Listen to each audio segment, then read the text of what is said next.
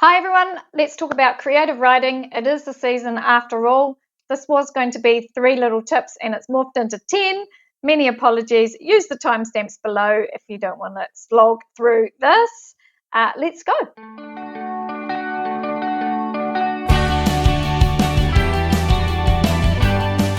Let's talk about personal voice first. Students really need to grow in confidence with this, and for some reason it becomes this real existential thing for them because they don't know who they are, what they sound like. But I always find this quite ironic because when you're trying to get them to do formal writing, it's like, oh, I don't talk like this though, miss. This is really hard because I don't talk like this. And it's like, well, you have some idea of how you sound when you talk. So I think the whole thing is just emphasizing that they are writing exactly as they speak, but then you're going to have to edit it later, obviously. So that's the main thing. And also, I always encourage students to write in first person because then their writing is much more authentic because they're tapping into that personal voice. If they want a character, let that character be their alter ego. So they're still writing in that first person. They're still seeing the things that character sees themselves, experiencing everything themselves. So that's a little trick there. One little activity or a couple that you could get them to do to practice that personal voice is to write a note to a mate about some event that happened and get them to write it in exactly the words that they would use, exactly the language that they would use. And then before they show it to you, they need to edit it, obviously get rid of the X-rated stuff. But then that shows them that they can put their mind on paper. There seems to be that sticking point with so many kids now. Another thing you could try is that real stream of consciousness writing, what they're thinking in that moment. And if you need a little crutch for that, perhaps give them, let them eat something in class, and then they're talking about this experience of what they're eating now. It's got to be a moment that they're having now, though. So personal voice, key. Okay, next is sentences. Ironically, when I just talked about personal voice and writing as you speak, students still have to know what a proper sentence is, what a complete sentence is, because you've got to know the rules to be able to break the rules. So make sure they understand there is a verb in every sentence and that there has to be something doing that verb. So the subject of the verb, something or someone. Hammer home the capital letters and full stops because they seem to have gone out the window. So this is where those 1B5s come in, right? Because the students actually have to do it and then you get to see it a little bit better. Anyway, let's not get into that argument. The next thing about sentences is help them beautify those sentences. And one of the tools that I love using is showing them different ways to begin sentences. For example, begin with a preposition, between the rocks, doodle-doodle-doo. Begin with an adverb, an ly word. Slowly, Sue walked home. What else have we got? Present participles, past participles. So in the present, swimming intensely, doodle-doodle-doo, or swimming across the river, doodle-doodle-doo. The past participle, exhausted, Sue carried herself off to bed. Okay, so things like that you might like to try also, beginning with, if, what else have I got here? When or as. So sentence starting with those 4 words tend to be a little bit more interesting. This is all in the blog and I'll link it below. We want students to develop their writing, and one of the ways to do that is to add details. Now, this is the perfect opportunity to tap into the senses, right? So we've got our sight, our hearing, our smell, our taste, and feeling, but feeling as in touch and feeling as in emotion. So there's 6 senses there. And if you get students to really concentrate on what they experience with those senses, it can add a lot of detail and depth. This is also your prime opportunity to give them the show, don't tell lesson. So, for example, I've got this written in my blog, so I'll link that below. So instead of saying, when you're thinking of what a cat looks like, so the cat is dead. That's just telling me. But what is my sight experiencing? And here's the little example. I'll read it out to you because I just know you're going to love this. Okay, the cat lies on its side, front and back feet perfectly aligned, tail perfectly set with a slight curl at the end, but with a look on its face like mum gets when I haven't emptied the dishwasher after being asked 15 times. It was clearly not happy to be dead. So that's showing. When I really look at the face on this cat, it doesn't look happy to be dead. So showing. Same thing with hearing, taste, all the things. A little tip: encourage students to get away from one word, especially when talking about emotions. Instead of saying, I am sad or Simon is sad. Again, it's that show, not tell. So you're getting away from that one word. So instead of saying you're sad about the cat, I could feel my lips go tight and I needed to swallow, but I couldn't. I felt in my pocket for a crusty tissue, found nothing, and brought my sleeve-covered hand to my nose. So clearly, the person is feeling sad instead of saying it in one word. So showing, not telling. I'll talk about something further on, and it's a little activity that I learned from John Marsden about encouraging students to really think about or look at things properly, listen to things properly instead of resorting to cliches. Yeah, but more on that later. Another thing with the senses is if you think students are up for it's a bit of fun really, but also maybe a bit of extension, is tapping into synesthesia, which I never know how to say or spell for that matter. So that adds an extra dimension to the students' writing. So you are talking about two senses at once. You're explaining what one sense is experiencing by explaining how the other sense feels. I'm explaining that so badly. Anyway, let's look at this. The sound was smooth and slippery, so I'm combining their sound with touch. I was massaged with the aroma, touch, and smell.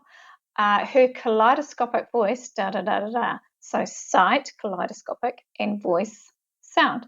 So combining those things works really well for adding detail and depth and visualness to writing. Speaking of senses, the mower is going outside now. Hopefully you can't hear it.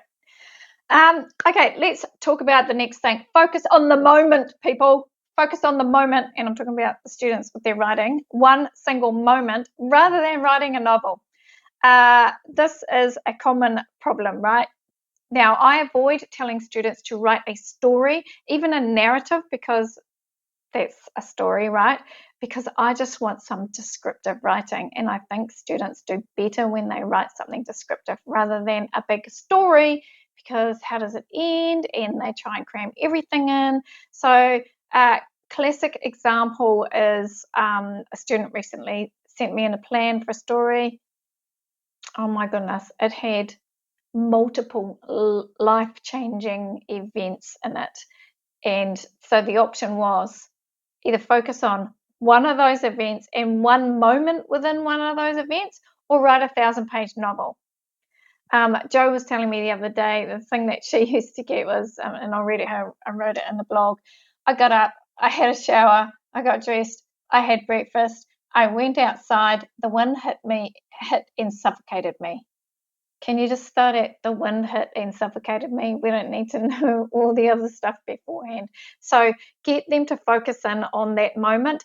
And ways to explain this to students I've got here. Readers didn't come for the warm up; they came for the game. We don't want to watch the cook in the kitchen. We want to eat the food. So nice little analogies there that you can drive home to your kids. And the other thing is, like, get them to imagine zooming in. You zoom in on your phone on Google Maps or a photo. You're zooming in, and that's what you're going to write about. So there you go. Try those tips. Okay, the next thing is symbolism, and I'm not going to go into too much depth. You know me, you know I will, because this is in a previous blog, but I've got to add it here because I think it's really important. Students need to, well, it would be great if students could have a main idea in mind. You know, what's the idea they are wanting to convey to their audience, and then you can get them to brainstorm symbols, thematic symbols that run with that line with that idea.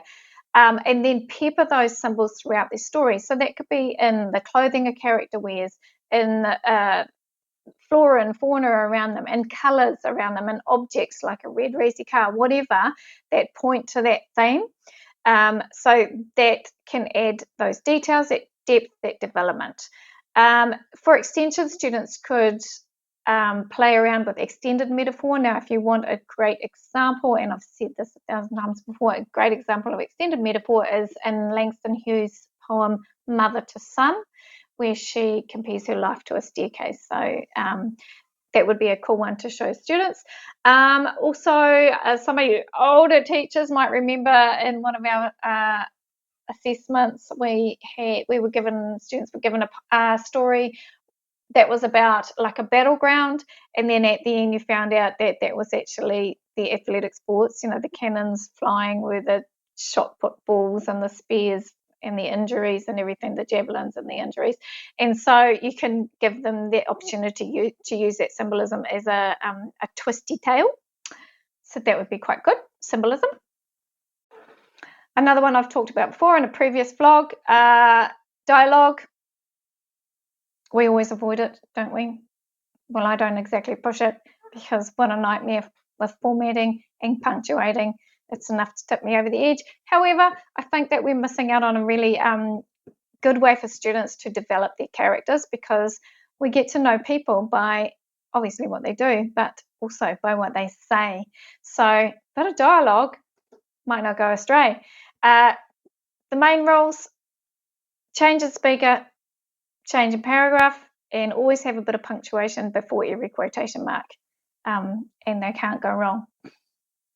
Yes, they do, but those are the two main rules. Like, keep it simple, right? The next one is about avoiding cliches. So I'll give you a couple of stories first to explain this. First of all, when I was young, Dad always used to say to me and my brother, you know, oh, look at the hillside, look at the bush, whatever. What colours do you see? And we go, green. And he'd say, look again. And it was like, oh, there's actually a yellow, a brown, a yellowy, green. So all different things. So he made us look at what's actually there. And this is what I was talking about before with the senses, like actually look, actually hear, actually think about what you're experiencing. Now, the second story is, and I know that a lot of you and Kiwi teachers went to this, because I've heard people talking about it again and again.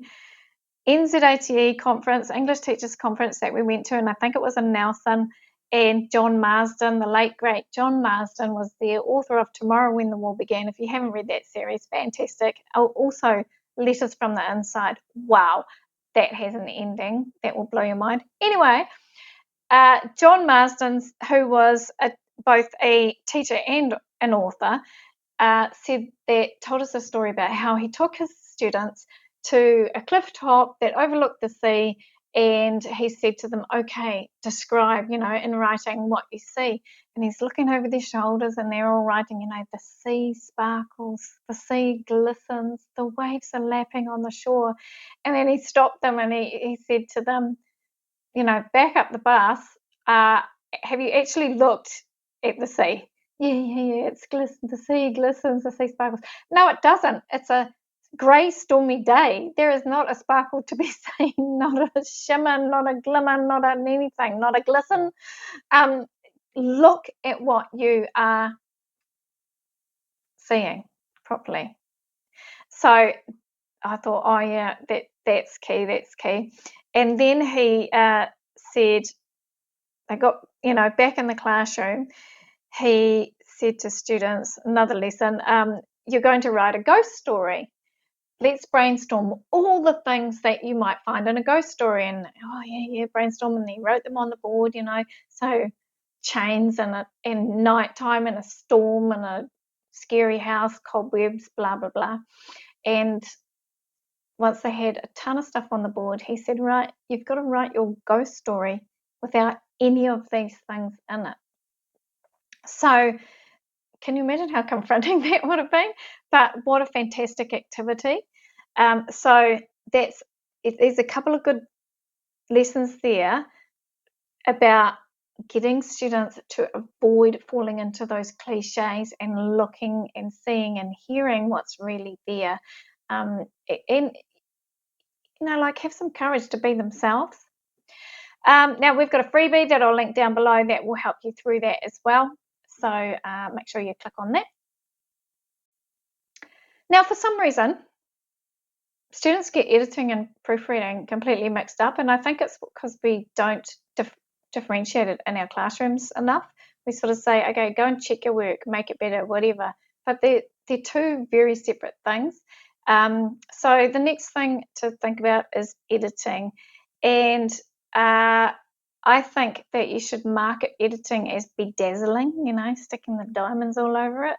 So bedazzling, so you bedazzling your vocabulary, just reading off my blog here, the vocabulary, but be wary of students like going so gangbusters on this that they bog the writing down, and they're using words that no normal person would understand as well because they've plucked them from the thesaurus, right?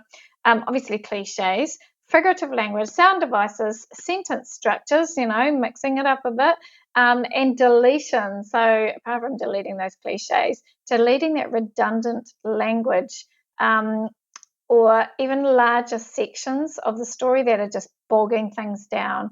So editing.